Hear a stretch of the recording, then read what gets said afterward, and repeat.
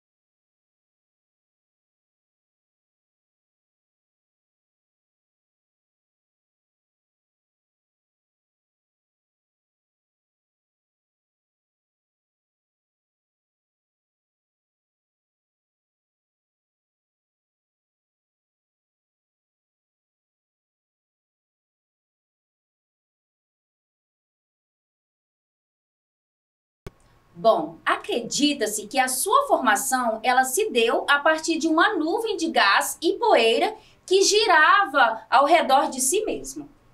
Em determinado momento, a velocidade dessa rotação foi aumentando progressivamente. Se transformou num disco achatado, cujo centro, por ter acumulado bastante material, deu origem ao Sol. E ao redor do Sol, houve um processo de aglomeração de materiais sólidos que formou os planetas e demais corpos que compõem o Sistema Solar. E já que estamos falando do Sol, me diz aí, você sabia que o Sol é uma estrela? Bom, quando eu era criança, nunca me passou pela cabeça que o Sol poderia ser uma estrela. Mas por que ele é tão superior em relação às outras estrelas de mesmo tamanho, Cleide?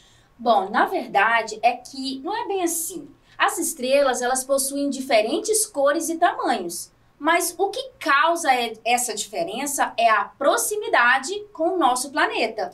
Bem, como nós estamos no Sistema Solar, o Sol é nossa estrela mais próxima, né? Nós giramos ao redor dele. Ele fica bem perto da Terra se comparado às demais estrelas que vemos. E como exemplo, temos duas estrelas de constelações que conhecemos. Uma é Betelgeuse, da constelação de Órion, e Antares, da constelação de Escorpião. E esses são os nomes de estrelas, assim como a nossa estrela possui o nome de Sol. Outras também são nomeadas, e muitas das vezes é nomeada por quem as descobriu, os astrônomos. E elas estão muito distantes, essas duas que nós estão muito distantes da Terra, certo? Mas o Sol, comparado a elas, parece um grão de areia, de tão pequenininho, elas são enormes. Você já parou para pensar o quanto o Sol é importante para a nossa vida? A importância do Sol para a humanidade se dá em diversos sentidos. Em primeiro lugar, é graças à sua luz e calor que a gente pode viver. Sim. Então essa distância da Terra em relação ao astro é perfeita, a ponto de não deixar o nosso planeta nem muito quente e nem muito frio, propiciando a manutenção da vida. Além do mais, é através da absorção da luz solar que as plantas, as algas, realizam a fotossíntese, que transformam em energia para os demais seres que delas se alimentarem. Isso. E mais, então, como falamos, os planetas, eles orbitam em volta do Sol. Você já se perguntou o que é um planeta? Bom, por definição, é um corpo sólido de formato arredondado que gira em torno de uma estrela maior, que no caso é o Sol. Mas também dissemos que um sistema solar possui cometas, asteroides e outros corpos celestes. Então eu te pergunto, Cleide, como a gente sabe que determinado corpo celeste é um planeta ou não é? Bom, para que um corpo celeste seja considerado um planeta, a União Astronômica Internacional estabeleceu alguns critérios. Vamos então conhecer quais são esses critérios. O primeiro deles é o seguinte: ele precisa estar em órbita ao redor de uma estrela, tá? O segundo critério é o seguinte: ele precisa ter a sua própria gravidade, que também é a razão da sua formação arredondada. Bom, o terceiro critério é o seguinte: além de tudo, a sua órbita ela precisa estar livre. Sendo assim, o percurso que ele faz não pode ter influência de nenhum outro corpo celeste. Pois é, estudos apontam que os planetas se formaram em uma mesma fase. Esse momento é chamado de período de acreção, em que rochas, gases e poeira se aglutinaram em corpos maiores. O processo aconteceu de forma aleatória, por isso não é possível determinar a ordem e a formação dos planetas. Bom, atualmente são 8 planetas, certo? Eles fazem parte desse sistema e são sempre listados de acordo com a sua proximidade do Sol. Os planetas, eles são Mercúrio, Vênus, Terra, Marte, Júpiter, Saturno, Urano e Netuno. A força da gravidade é como se fosse um ímã, atraindo os planetas. A diferença é que ela não vem de um metal. Ela existe conforme a quantidade de massa. Por isso, todos os outros corpos de menor massa ficam circulando ao redor da estrela central. Muito interessante, é ou não é? Muito interessante. É muito importante lembrar que até 2006 o Sistema Solar possuía 9 planetas, sendo Plutão o 9º e último deles. No entanto, Plutão foi reclassificado como planeta anão por conta de seu tamanho. Pois é. Plutão tem uma lua, que se chama Caronte, e ela tem um tamanho semelhante ao dele, certo? Essa semelhança fazia com que Caronte orbitasse Plutão, mas também que Plutão orbitasse Caronte. E isso quebrou a terceira regra que a Cleide falou, da qual um corpo não pode ser influenciado por outro, gravitacionalmente, para ser classificado como planeta. Então, Plutão foi reclassificado como planeta anão. Isso! Agora chegou o momento de conhecermos os planetas que fazem parte do Sistema Solar e a sua classificação. Vamos então começar pelos planetas rochosos, também conhecidos como telúricos. Como o próprio nome sugere, eles são formados sobretudo por rochas, localizados mais próximos do Sol, como Mercúrio, Vênus, Terra e Marte.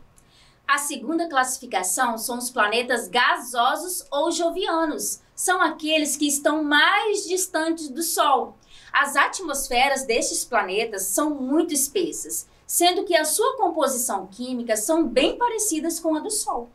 Hidrogênio e hélio são os principais gases presentes na atmosfera desses planetas. O núcleo deles é pequeno, sólido e composto principalmente por carbono e silicatos.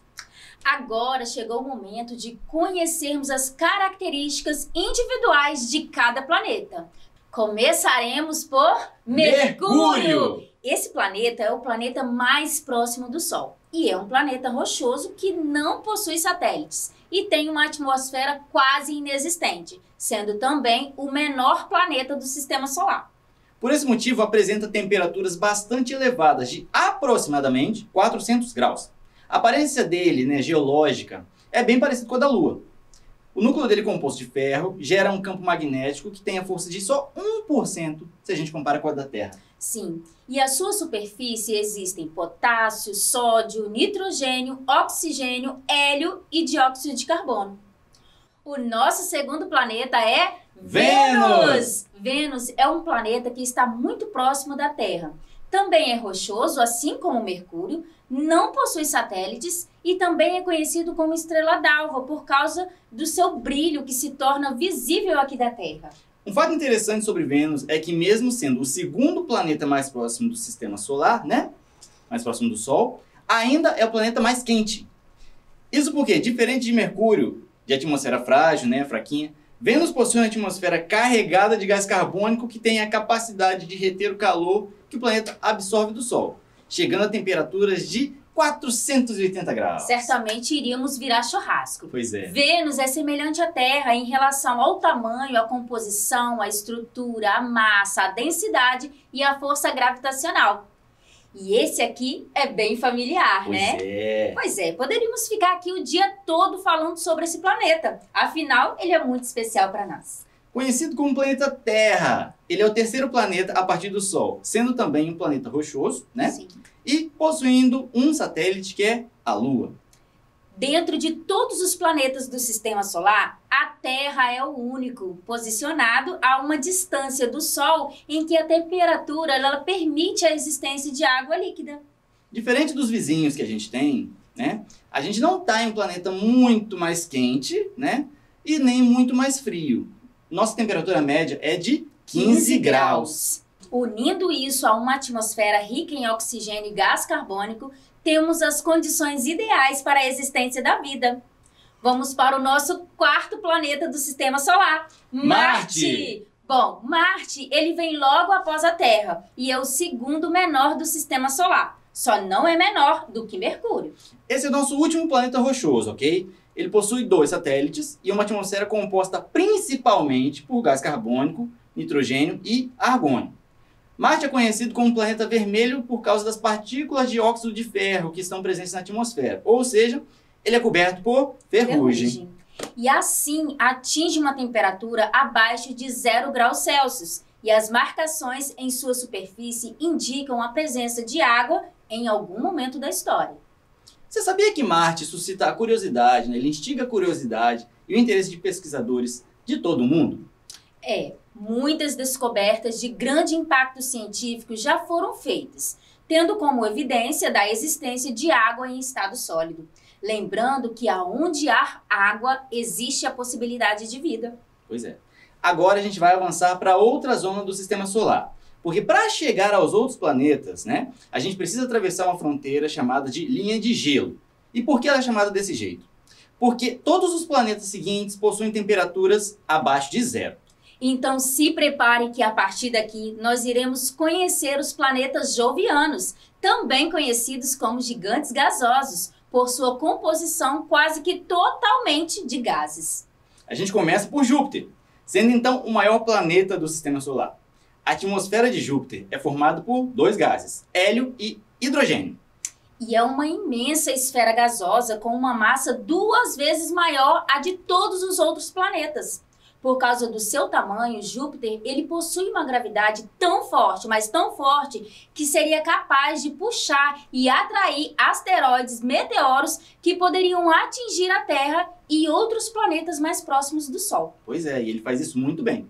Você sabia que Júpiter é um dos planetas que mais possui luas? E atualmente foram descobertas 79 satélites em sua órbita, ficando atrás apenas de um planeta.